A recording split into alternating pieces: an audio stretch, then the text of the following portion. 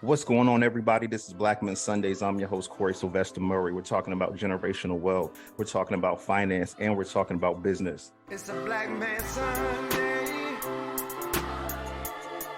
Time to put all childish things away. I refuse to be the man I was yesterday. Gotta put my best foot forward and elevate. And before we introduce today's guest, my man from Hunts Vegas, Alabama, who do you have for our Black Men Sunday spotlight, my brother? Hey, Corey, thanks a lot, man. I appreciate that. The person I want to spotlight today, his name is Lawrence Eggleston. Now, Mr. Lawrence Eggleston is originally from New York. He moved to Georgia at the age of 12 and grew up in a single-family home. He was raised by his mother, and where he could. His mission was always help people. Now, he started trading and investing in the age of 17 and built a portfolio from scratch. And right now, Mr. Eggleston is 21 years old and is a millionaire. Now, the thing about him, again, he built a portfolio from scratch and he helped others do the same thing as well. His basic message is to help by leading by example and never change who he was and how he felt about money. And like I said, at the age of 22, he made his first $1 million and continued to trade full time now and build. And his thing is he never gave up. And his thing I will tell anyone is to invest first, then consume second. It's the words that he lived by. Again, that's my spotlight for today, Mr. Lawrence Eggleston, 22 years old, millionaire. Back to you, Corey. Wow, Eric, I think last time we had an 8-year-old, now a 22-year-old. Okay. I Oh, see where yeah. you're going. And then for a Some while, people are doing it. yeah, man. And then for a while, you were doing musicians or people in the music industry. I see it must be some good weather down in Hunts Vegas, huh? Yeah, absolutely, man. Absolutely. Got to drink some of this tea down here, baby. Hey, wait, I mean, send me some, man. I'm down. I'm in Orlando. You in Hunts Vegas? Send me some, brother. Let's get this thing started. We have Chantelle Doswell on the line today on Black Men Sundays. This sister is a licensed clinical social worker. She's a liberation-focused trauma specialist in New York City, the owner of a private practice, Ordinary Healing LLC. We're going to ask her all about that today. She's also the co-founder of the nonprofit, the Floyd Foundation, which stands for Forever Living Out Your Dreams. She's a poet and she's a singer. And check this, she's an adjunct professor at Columbia University School of Social Work. She's been doing that since 2018. So without further ado, Chantelle Doswell, welcome to Black Men Sunday, sister. How you doing? I'm doing great. How you doing? Oh, I'm ready to go. I'm fired up. I'm ready to go on and get my first question out. You know, like I said, we talk about generational wealth, finance, and business, but we're going to talk about that mental health today. So you know what, in my intro, I'm going to change it to generational wealth, mental health, finance, and business. So let's go on and dive right in, because I feel like when we talk about generational wealth, a lot of times in the Black community, especially as brothers, we compartmentalize issues, mental issues. So how can mental health impact a person's mindset from achieving generational wealth? I mean, that's a big question because how can't it, right? Like I think one of the things I talk a lot about with people when it comes to jobs and when it comes to money is sort of the way we are in school developing into the way we are with work, right? So with mental health, there's sort of a theme that I call schoolishness that can follow a lot of Black folks into their career. So if you're told that you're bad, if you're told you're not good enough, if you learn how to kind of get a little, avoidant of authority, stuff like that, you start to learn your place in the world, right? And so automatically, you have to make sure that one, you're not raising your children to have relationships with authority that imply that they're subservient, right? Like Black kids do simple stuff, like they'll lie to the doctor about how much vegetables they'll eat, right? And a lot of white kids don't do that. And part of the reason is because they're learning that they're the same as this doctor. This doctor is here to serve them, even as a child. Whereas the Black kid is saying, well, what's the right thing to say, right? Like, what's the thing I'm supposed to do here? Because I'm not really the same as this doctor. And we carry those habits into our adulthood. We don't see ourselves as bosses or leaders or think people who are able to have the same amount of skill as those people who we admire who have wealth. So a lot of times what we'll end up doing is saying, well, our community can't do it because we're not like them. You know, there's something wrong with us. There's something about us that sort of is deficient as a community. When in reality, that's not true. Historically, that's not true, right? It's really true that there is systemic oppression that makes it difficult for Black people to build wealth because it gets destroyed, not by Black people, right? And so I think when we start to internalize the sort of narratives that about Black people that just come with living in America, automatically we get in the way of things like generational wealth, right? Because we're actually living in a mindset that's really focused on what we lack and our scarcity, right? And not our strengths, and not what we do well, and not the things that we're naturally talented at.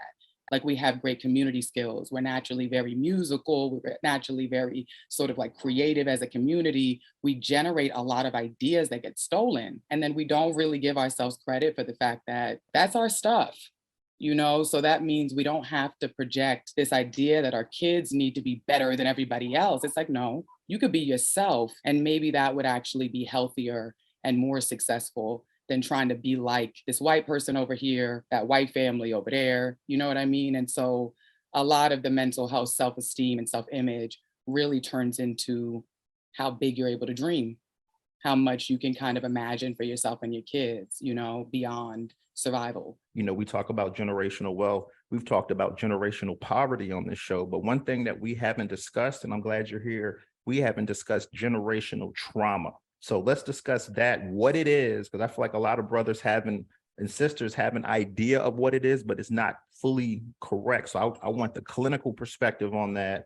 And basically, is that also decreasing the mindset of generational wealth?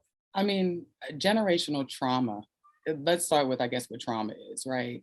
So really any major event, if it don't even have to be major to somebody else, but if it's a big thing to you, and the reminders of that event make you feel, I always say some type of way, right? Like it doesn't have to be something specific, but you feel some type of way. And you can notice it's not totally rational. And maybe the less rational, the more likely it's trauma, I like to tell people. And so that goes for communities as well, right? And so if communities are doing things that you're like, why would that be the reaction? Like, why is everybody so mad when we do that thing?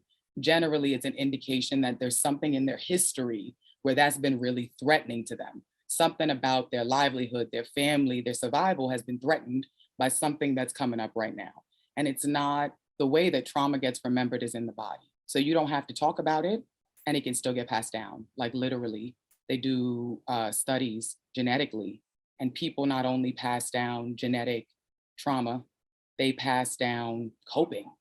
So if you're able to get to a place where you learn to cope through things better than your parents, for example, you also pass that down to your children genetically, right? So we're doing twofold work when we're working on ourselves. We're like, okay, we stopping this, and when my kids won't have to do this too, right? And so the hard part is that that includes every type of thing, for better or for worse.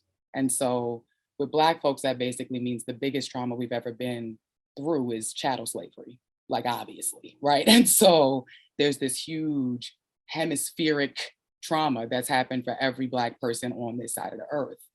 And a lot of people don't even know about it enough to understand what it would mean to know what really was the trauma from slavery, right? And then Black folks, I think in an attempt to seem successful, often don't tell the stories of the worst things in their families, right? And so even though we don't talk about it, we can see that things function a little funny, right? Like, why do people keep beating their kids, even though there keep being all this studies and evidence that it doesn't work? Why are people working so vehemently to defend it, right? And it starts to be like, well, because for them, that they believe that kept them safe, right? That's trauma, right? And so if I don't beat my kid, I'm going to not be able to protect them from whatever thing, right, I think is going to happen without it. That starts to be just what I know, right? And so generational trauma gets passed down in two ways. One is DNA, right? So if my mom's anxious, I might be anxious. My dad's depressed, I might be depressed, that kind of thing, right? The other thing is that we learn kind of behaviors, right? And so masculinity, for an example, is kind of like, it's different. It's played out different in different regions of the country, for example. Like if you were to go to the South and go to a club, dudes are dancing all over the place, right? You in New York, everybody's right. You know what I mean? It's performative, right? But if you don't perform it right, there are consequences, right? That's what trauma is that you learn through the worst things that have happened to you.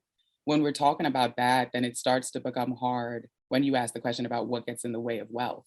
It starts to be like, I'm going to look at everything in the world based on the experiences I've had, right? We call it remembering the future, right? And so when you predict what's going to happen to you, you're likely going to predict that whatever has already happened to you will happen to you again. So rather than planning for things that are better to happen, you plan for things that are exactly the same to happen. And so you're basically looking for threats rather than looking for opportunities or things that are kind of like exciting you and drawing you to them. You're just looking for things to keep you safe. And safety is not the same as growth. You know what I mean? Growth is right at the edge of what you're comfortable with. Like if you're working out, you got to kind of grow at the edge of what you are used to doing. That's how you get stronger. The same thing happens with mental health. If you don't push yourself outside of that comfort zone, emotionally, mentally, mindset wise, you just go in loops. And a lot of folks, they're so scared, they just focus on the things they're scared of and they loop. So Wow. that's the block. Gotcha. Gotcha. And Ordinary Healing LLC, let's talk a little bit about that. Sure. So that's my practice. That's what I do. I work only with people who have complex trauma, which means that you have to have more than one major thing that's happened to you. And so some people will be from abusive homes and have had people, be violent towards them. And almost everybody I work with is a person of color. More increasingly, it's men and women. It used to be kind of lopsided because more women were seeking therapy, but more and more is men. And I try to integrate body-based work, which means like not just talking, because Black folks are very smart. We can figure things out. We don't actually need somebody to tell us all the time about ourselves. We know ourselves. The bigger thing is like, can you learn your emotional language? Can you learn the way that you deal with things in the world? And do you know what that means? And so we really try to work from your body up to make you feel better. And that can include anything from writing to, I've done stuff with teenagers where we've rapped for an entire session. And there's times where we do just kind of like anything that makes you actually feel good, dancing, moving, things like that. It's not exactly as sad as it would sound like to most strangers, right? Because a lot of healing trauma is about making sure that you feel safe, that you feel good, that you know who you are. And so a lot of my practice is just centered around working with families, couples, individuals who have gone through big events over the course of their life and just kind of need to get back to themselves and feeling kind of grounded in some sort of safety. Gotcha. Yeah, because I know a few brothers that have gone through some very rough tragic traumatic events, and they just say, no, I'm fine. They just compartmentalize it. A lot of brothers I hear compartmentalize it. So, Yeah. being a specialist you are, just talk about the problems with compartmentalization, or is that okay to do? I mean, if it works, it works. I'm just kidding. But I think that it's tough because on some level, I'm not kidding, right? Like if it actually is working for you and you're getting through your day and you're working your job and you're taking care of your kids and something horrible has happened to you, you know what I mean? And you're putting it over in a little box over there. Sometimes that's the best we can do with what we got. You know what I mean? Like you can't control that it happened. You can't control what it feels like for you to look at it, to go look inside that little box, right? So you put it away in a box and you put it to the side. The hard part of that is that the worst things that ever happened to you are not necessarily going to get stored in a way that's like, there's different types of memory. And I call one of them is called like narrative memory, which means like talking, like you and I talking, right? We have a clear idea of what's going on right here and now. The other type of memory is like the smell of apple pie. Like, I don't have to tell you apple pie is in the other room if apple pie is baking in the other room. You just know, like, that's apple pie in that room, right? Like, bacon's cooking, you smell bacon, you know what the hell bacon smells like. It's not, you don't have to think about it, but you remember it. And the way you're remembering it is actually called a body memory, right? I've smelled it before, I've tasted it before. So now, without even thinking about it, I know it. That's how trauma gets stored. If something bad happens to you, it's faster than anything that you could kind of remember on your own, right? And so you will see something little that other people may not even notice. Like if I used to work in the prison system. That's where I started out. And so you could make a little face, like just a little flinch, and people would be like, what? Right away. You know what I mean? And I'd be like, I'm not even thinking anything. This is neutral for me. This is not actually a threatening thing that's happening for me. But because of the experiences you've had, where people have jumped you, where police have arrested you, where, COs have done things to you, any little indication that something's wrong sets off kind of what we call the fight or flight response that people talk about, right? And it's like, you can try to put that in a box, but because it's necessary for you to remember things that have harmed you, you can't put it away all the way.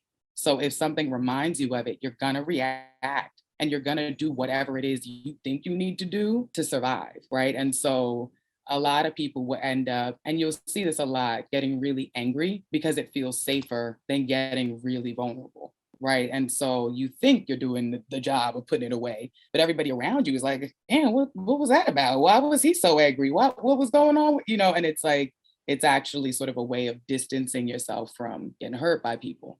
When I get angry, people can't hurt me. But the downside of that is then when you calm down, people are scared of you. People are distant from you. People are different towards you, right? And that generally is going to hurt you in every area of your life. It's not just like a romantic kind of deal. It's like in your job, in your relationships with your friends, with everyone. They're all going to be put off by the idea that they don't know what the hell they did. And maybe neither do you. And they get these erratic kind of responses sometimes. And we all have a friend who does some kind of intense every now and again, right? But I think that everybody has their boundaries. And these days is real popular for people to cut people off and, cancel people or whatever. So you got to be careful with sort of what's going on. I think some people really started empathizing a lot with Kanye West, in part because they felt like he was expressing some things that they were putting in a box, right? And then they reacted out. I do have a question for you. You spoke earlier about the scarcity mindset, and I'm wondering if you could kind of delve a little bit deeper into the scarcity mindset in terms of how does that, first of all, just give us a little bit more detail on it, but how does that really impact like our ability to think about like either the accessing opportunities, taking advantage of opportunities, Mm-hmm. and then maintaining and managing money? Now, I think the scarcity, there's sort of two ways that people use scarcity mindset. One's a little racist, right? Like you'd be like, okay, I got a scarcity mindset. Like I'm poor. Like, let's just be honest, I'm broke. This is not a scarcity mindset. This is a literal scarcity. And I think people need to be clear on those two things, right? Like when you are in a literal scarcity, your bank account's hitting zero. The first thing is you need to figure out what financial safety means, right? So like safety means I have the ability to not worry about my money. And this is really where the trauma part comes in, if for some reason you find that you could have any amount of money in the bank and you still scared, right? This is where we get into what is going on, right? Like this is where we talk about a scarcity mindset. This is where we're talking about something is up psychologically with the way you look at money that makes you scared to take any risk whatsoever, right? Because you don't feel safe without someone else telling you what to do maybe, or without a boss, whatever the thing might be, right? Now, the first usual part of that is that historically what that means is that you've probably actually not had money at some point. So it's not really fair to say like, it's just the way you're thinking. It's the way you've lived, right? And like I said, it's remembering forward. So if I've been poor, I'm like, well, shit, if I lose this paycheck, yeah, I got money right now, but I'm gonna be pouring on the street. And if you let people play it out for you, they'll tell you what their fear is. And everyone's fear is a little different. Some people will be like, I'm gonna end up all by myself. Some people are like, I'm gonna end up homeless. Some people think that they're gonna end up, getting really successful, but not being able to handle it. And so that's where we start to get into the like, okay, now we're focused on what you can't do.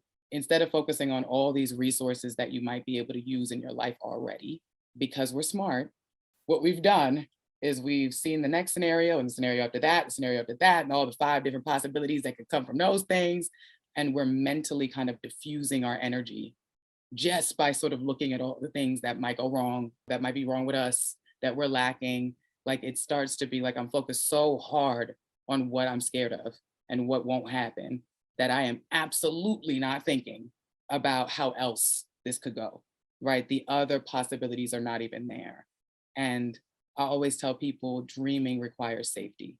So you have to make sure that first you kind of calm down about money, because you have to be able to just know that you can get through periods where you don't have a lot of money. It's not going to kill you. And can you do that in a way that I say doesn't stress, right? Like it's already stressful. Like, are you making it more stressful by looking at how incapable you are, how bad you feel, how horrible this is going to be forever? That's sort of a mindset thing where I think a lot of people learn it from their family because their parents argue about money, or, you know, their parents don't have money for some reason, right? And then you'll hear them as a kid before you ever have money start to talk about like, you gonna spend my money on that? You go like, you got McDonald's money? Like it starts to turn into a conversation that like is focused on scarcity without meaning to really do it. That's how we're living. No, I definitely appreciate that. Yeah, that's really illuminating because I have friends and even myself to a certain extent sometimes deal with that, trauma. Even now, where people could say I'm financially successful or whatever, I'll still fall back into some of those mindsets, and I'm like, wait a minute, where did that come from? You know what I'm saying? Why am I thinking I can afford McDonald's? You know what I mean? Like that's even if I'm going to Whole Foods, right? It's like, well, I can afford the Whole Foods grocery bill though. Like it's not gonna make me homeless. You know what I'm saying? Because I feel like sometimes that also affects like I'll just use myself as an example. Like sometimes that will affect my ability to make healthier choices because I'm like, well, if I buy organic food, is more expensive. But if I'm looking at my financial outlook, I'm like, I could probably afford a couple more dollars on the grocery bill if it's going to keep me healthy. You know what I'm saying? That's natural for any of us, right? Like you try to change something that you've been doing to keep yourself safe for decades. You're gonna find resistance. You're gonna find yourself kind of stuttering or making the different choice. In the news lately has been, unfortunately, the unfortunate events that happened on January 6th. The Capitol Police officer, Harry Dunn, has been in the news lately. And he actually put out a tweet not too long ago saying, talking about a PTSD event that he had. Like it was he had like he said he called it a PTSD flare up, you know what I'm saying, where something happened and it was really traumatic to him. And he said it really broke him down. But he put the post up, and when he was asked why he put the post up, he said it was because he felt that it was necessary for him to be able to show publicly that it's all right to be vulnerable. So, and just as a Black man myself, like vulnerability is not generally something I'm ever interested in doing, and so I'm just wondering from your perspective, because you also touched on vulnerability earlier, what do you feel is the strength in being able to be vulnerable, and how does that counteract, the effects of trauma?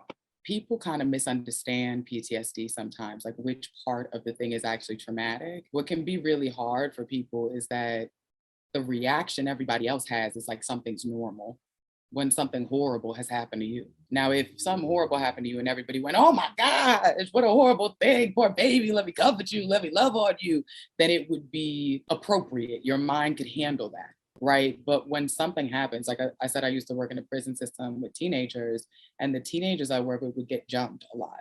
And people thought it was normal. And I remember thinking to myself, multiple people coming at me, beating me up, even if it was normal, would I be traumatized? Like, would it be a lot? And so I started asking about it. I'd be like, how was that? And people would be like, no one's ever asked. Everyone kind of acted like it wasn't a big deal. Like you could hear that by the time that these young men were kind of experiencing themselves as kind of grown, even though they're like 14, 50 years old sometimes, right? Like what you could really see is that like people hadn't even considered that they had a vulnerable side, that they cried, that they lost people, that they're hurting, that the reason that they're in the prison system is because something is up in their life, and so you would kind of end up in this really weird space where, as a Black woman and a therapist, I'd be like, I've never seen this many Black men cry in my whole entire life. Like, I had never seen this many Black boys and men cry ever anywhere. And so just to know everybody I was working with, just because I was asking, was breaking down like that. I was like, whoa, like I'm thinking people are angry. I'm thinking people are, doing things that make no sense. And what it is that I'm ignorant. I have no idea what these people are walking around with. And I think when we label it, PTSD, people go, ooh, because I don't have nothing, but if we start to break down the experience of it, and I think music does this a lot for people, which is why people are drawn to it. There's like a vulnerability that comes up that we're like, yeah, I feel that too.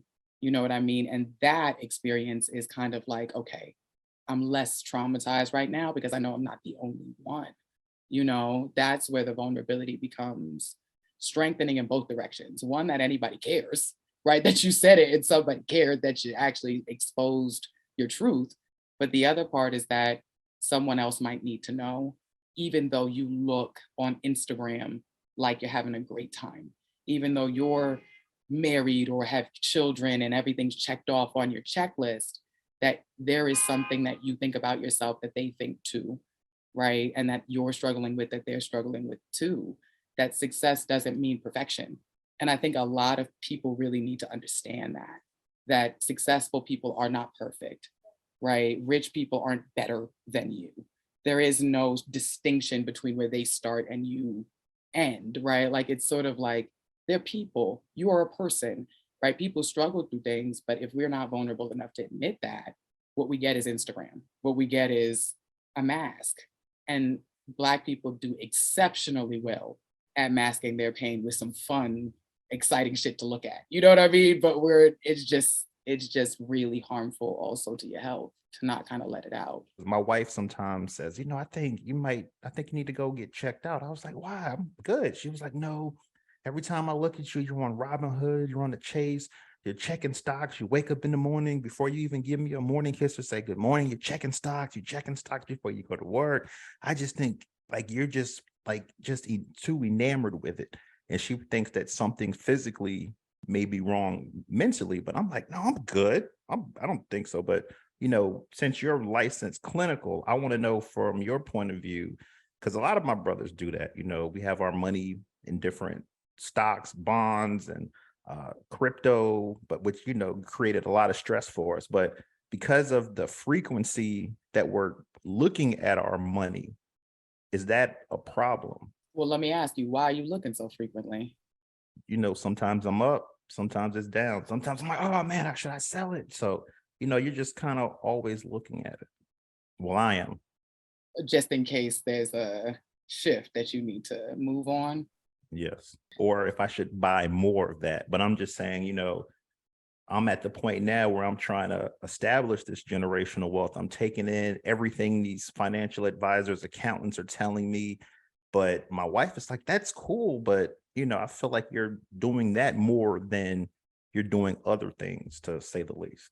To say the least. Well, I mean, I guess the problem is in the problem, right? Like I think there's two things that are kind of that pop out, right, as an issue. One thing is that behaviors can become compulsive, right? Like, so we all do things that are a little compulsive. So like we might have like turned off the stove, but we check it 2 or 3 times just to make sure the gas isn't on, right? Or like we lock the door, but we go check it a couple times or whatever, right? We do little things. Something that we do often becomes habitual, right?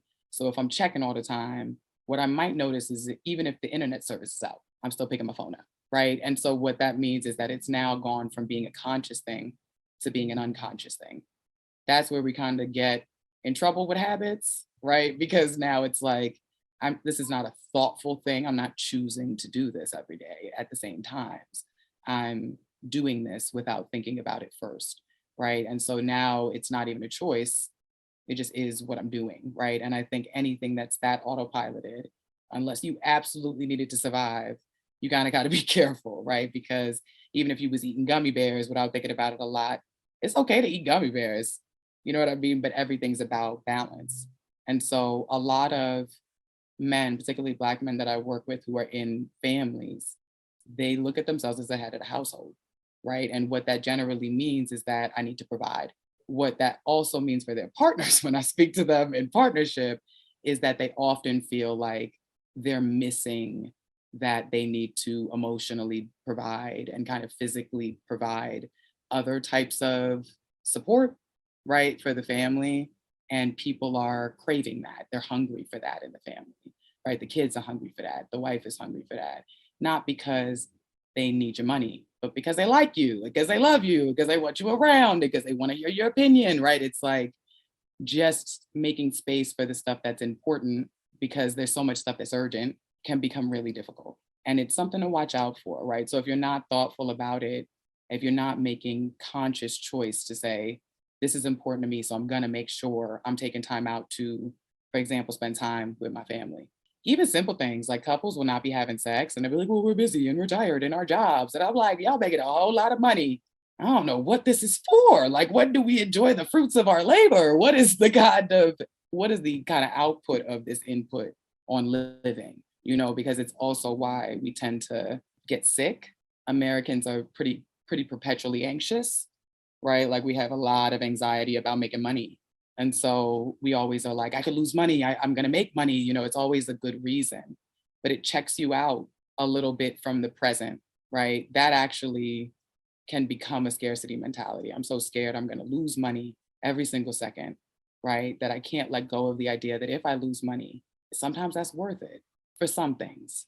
I don't make money every hour of the day, but I also know I have a capacity with how much I can do in a day without being a horrible person after the day is over, right? Like that's the secondary part, because I'm gonna be irritable and annoyed and not want to deal with people, because once we get really focused on work, we're also less social. That's the other kind of hard part. So it's not, your wife's not wrong. Maybe just a little internal discipline, you know, so that everything fits in wouldn't be the worst thing.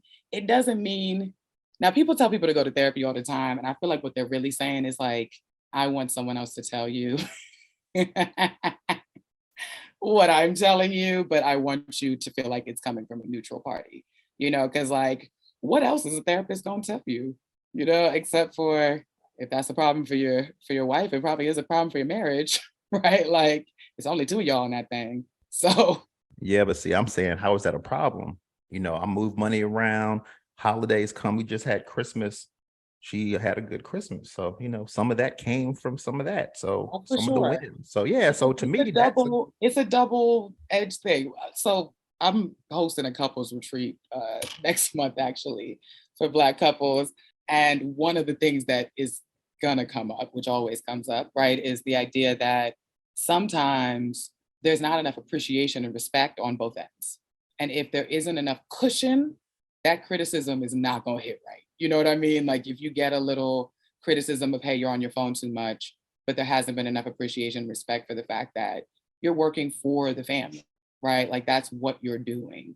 And so what it starts to be is, and this is the negative filter again, right?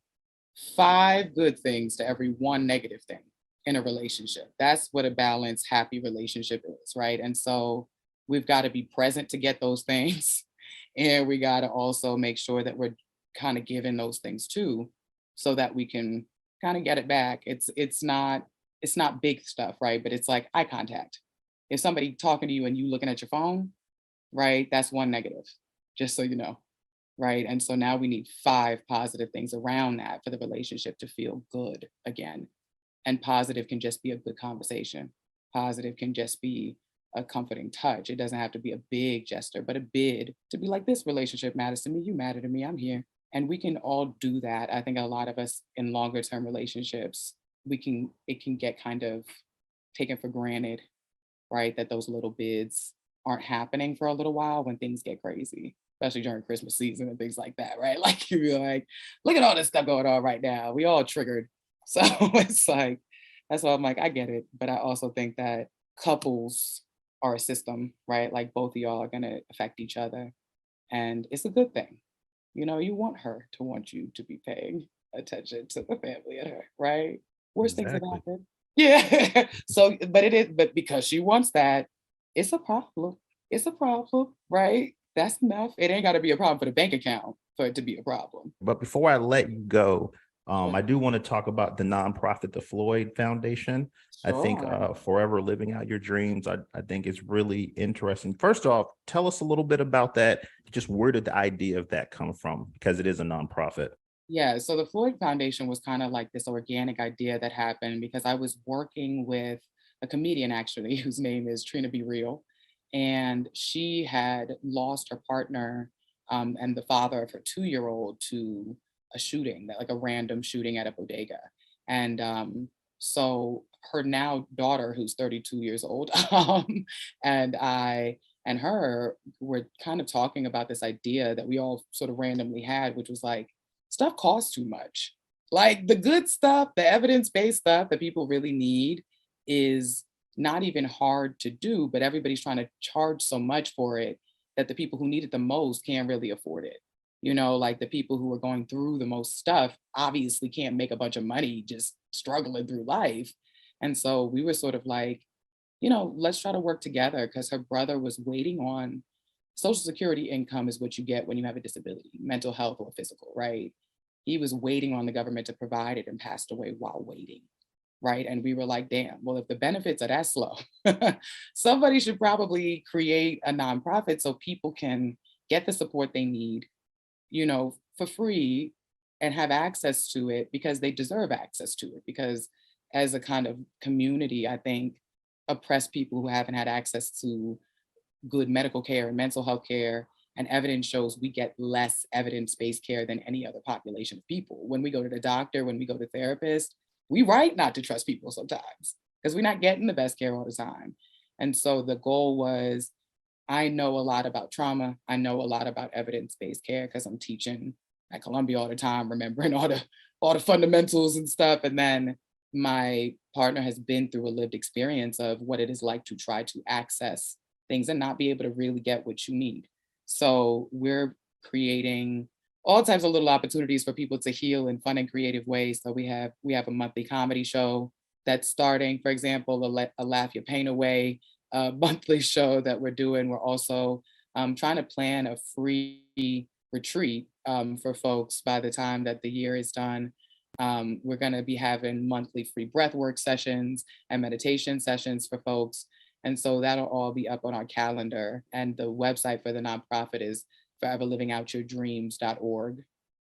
So if you want to check it out a little bit and see what that's all about, the Instagram is the same name. So that's what that's all about. It's just giving folks stuff that I do charge for, right? Like just giving back, right, to some degree. Exactly. And also for Ordinary Healing LLC, how can some of my listeners contact you there? So I have a website. It's just my name, Chantelle Doswell, LCSW, like licensed clinical social worker, Chantelle Doswell, LCSW.com. I also have a little Instagram page where I give people advice and a little guidance that's called at people, PPL, always ask on Instagram. And what I try to do there, same thing with the nonprofit, right, is give little tidbits that I think everyone should just know. Out. I'm like, I wish everybody knew this. Take that information, So that's where you can get some of the juice for free because my caseload been full since the pandemic. Folks is out here hurting. Okay. And last but not least, because this is we do talk money as well, finance. So if I'm looking at Chantelles Portfolio, what am I going to see on there? For me, and I have sort of a international, my family's from Tortola, Virgin Islands, that's where the retreat's gonna be, but it's also, I have some stuff that I do that's really just based on trying to create spaces, right? So we're talking property, real estate, literal physical space, and also my retirement fund, and also, which is, I try to keep it ethical. They got those advisors who could get you with some ethical stocks. I'll be trying to be like, hey, let's figure that in there. But obviously I also do private practice and do retreats now. And so that's sort of it's more than I need to do, I think. But my grandmother is the person who bought all the properties in the family, and she didn't even have a high school diploma. So in her name, I try to kind of keep the business oriented stuff business minded and keep the therapy stuff therapy. I'm like, we don't need to hear your feelings. If do we have a contract? Let's just make sure that we figured out that you paid me on time. I was just, as you were talking, I was thinking about the subject of empathy, and just wondering what your thoughts are on, do you feel that we could or maybe we could always use more, but do you feel like we could use more empathy in society? And what are some ways that we could just practice being more empathetic? Yeah, why Right. I not? mean, Empathy can't hurt. I mean, right, right. but I think that the what can we do part of that is some of it is about slowing down. Like I know it's not the culture all the time, but a lot of times we're moving so fast that we don't even notice what we're reacting to, let alone what other people are doing to us. And I always say, what belongs to you, what belongs to them. And in terms of energy, it's really important to understand that a lot of stuff don't belong to you. It doesn't hurt you to have empathy for things, but in order to really have empathy for it, you got to feel safe from it, separate from it. You know what I mean? And I think a lot of us don't. So when we see people arguing in a comment section, or for example, we're like, I gotta say something. We feel like it's, we can't lend it. And active listening, which is a skill we can all Google right now if we wanted to, right? Active listening is harder than it seems, right? Which is it's like just be present. Can you do that without jumping in? Can you do that without judging? Can you do that without condemning? Because curiosity is worth a lot more than advice. And I think a lot of people want to be helpful, and what is helpful is allowing people to be the expert on themselves. So lend the empathy. You don't know more about them than they know, right? Like, and so, especially for Black people, because we don't like to be told about ourselves. Like, that's where empathy is going to get you out of a lot of conflict. If you could just believe that they're doing what they're doing because it's the best that they could do what they know. Empathy, actually, in a physical way, also kind of calms the body down, so we don't get into fight or flight as easily. So if you feel angry with somebody and you're like, but I got to work with them, the easiest thing to do is to be like, let me understand the thing that I hate the most about them. Let me try to understand where that comes from so that I can calm down. Not so that they can be somebody special to me, right? But just so that I don't have to walk around with this burden of feeling like every time I see them, I feel negative. A lot of times, Black men, we get the angry, angry Black man, or we get upset, but a lot of times we're angry in areas that can potentially harm us financially, harm our relationships. So is there, and I know I'm gonna have to pay if I keep asking you, but I'm just saying, is there like a good breathing exercise or something that mentally can calm you down so you don't lose it? Because I mean, I'm a pretty cool, calm guy, but there's certain situations that happens that can, take me back to East New York. You know what I mean? So is there some type of breathing exercise, some type of mental where I need to think about something just in that moment? So because I always see brothers where they blow up and then an hour later they're all like, man, I wish I did this, I wish I did that, but we don't know what to do in the heat of the moment. Now, this is why I do body-based work. The first week I work with anybody, all that I tell them is notice your body. Just notice it. Notice what makes it feel better, notice what makes it feel worse.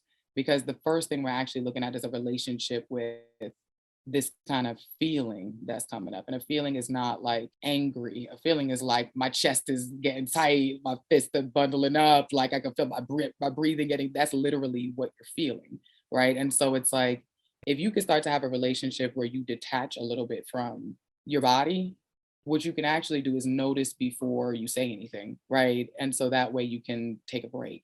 What a lot of times we need is to figure out what self-soothing looks like, right? Like if you're upset and you go by yourself and you get more upset, you're probably not self-soothing in the time that you took, right? You're probably looping, like we were talking about before. Something negative happened, I'm mad about it, I'm going into a loop. Like they're wrong, I hate them, they betrayed me, whatever, right? But the other thing is little stuff that makes us angry, that is like, we only have so much capacity, right? So sometimes we're actually getting upset because I just can't take anymore. I've been through a lot today, I'm tired, I'm hungry, whatever the thing might be.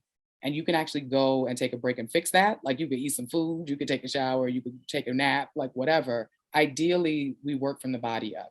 If everybody ate the way they were supposed to eat and slept the way they were supposed to sleep, we'd eliminate a lot of the mental health issues right there.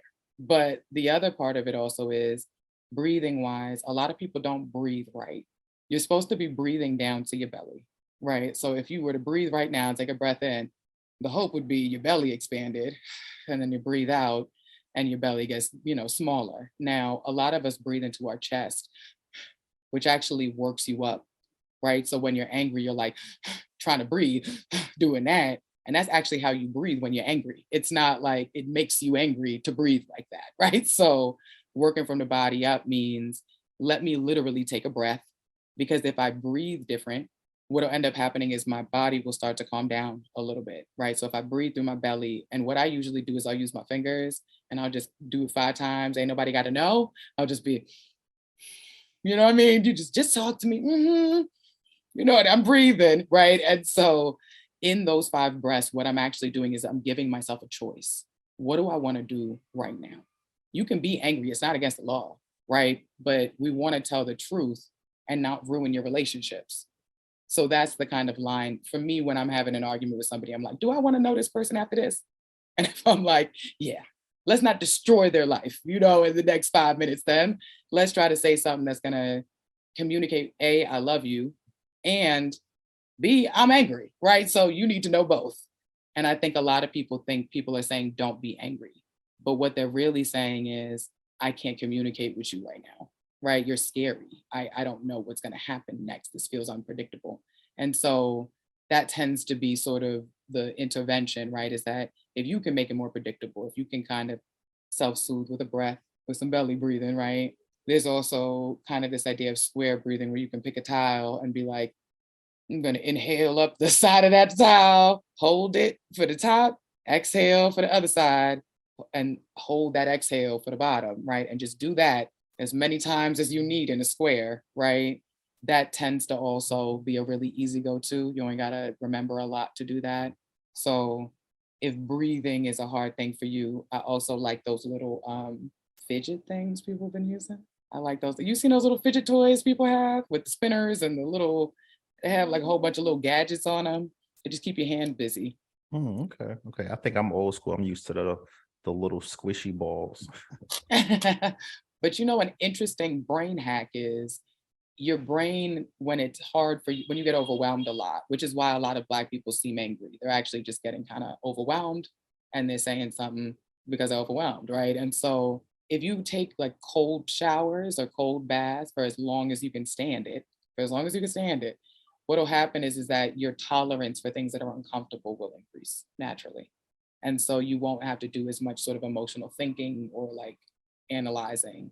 You'll be able to kind of deal with stress just a little better because you're dealing with physical stress. And that's why I said the body and the brain, they connected. So if we work with one, we help the other. Oh, great. Well, I just have one last question for you, Chantelle. Did you enjoy your experience on Black Men Sundays? I did enjoy my experience. Definitely. Well, Chantelle Doswell, thanks for coming on Black Men Sundays. I'm glad you enjoyed your time. See you later. Peace. Thank you. It's a Black Man Sunday. Time to put all childish things away.